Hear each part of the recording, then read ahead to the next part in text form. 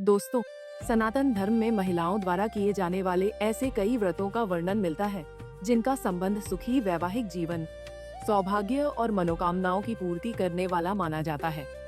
इन्हीं में से एक है जया पार्वती व्रत, जो माता पार्वती को समर्पित माना गया है। मान्यताओं के अनुसार माता पार्वती ने भगवान शिव को अपने पति रूप में प्राप्त करने के लिए कई हजार वर्षों तक घोर तपस्या की थी। माना जाता है कि यह व्रत कुंवारी कन्याएं अच्छा जीवन साथी पाने की कामना से रखती है, तो वहीं विवाहित महिलाएं यह व्रत अपने सुखी वैवाहिक जीवन, सौभाग्य और परिवार की खुशहाली के लिए रखती है। यह व्रत पूरे 5 दिन तक चलता है।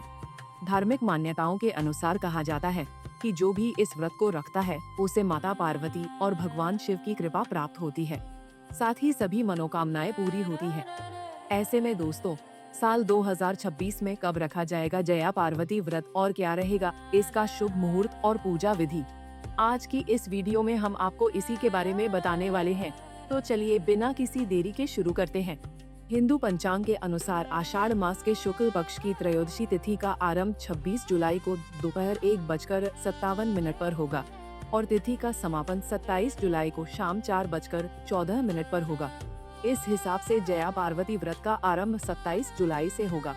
बात करें इसके समापन की, तो इसका समापन श्रावण मास के कृष्ण पक्ष की तृतीया तिथि को यानी कि 1 अगस्त दिन शनिवार को होगा।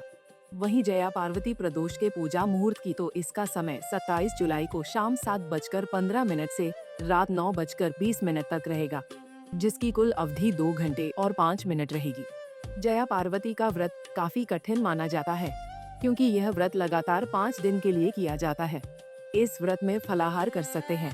नमक, अन्न और सब्जियों का सेवन पूरी तरह से वर्जित माना जाता है। कहा जाता है कि जो भी महिला यह व्रत पूरी श्रद्धा और विधि विधान के साथ रखती है, उसे अखंड सौभाग्य की प्राप्ति होती है और विवाह में आ रही हर बाधा से छुटकारा मिलता है।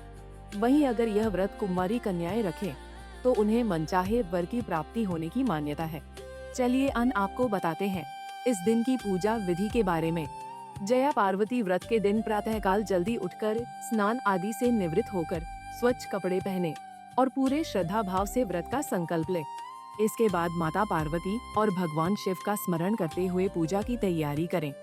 सबसे पहले पूजा स्थान को साफ करें और एक चौकी पर लाल रंग का वस्त्र बिछाकर उसे तैयार करें।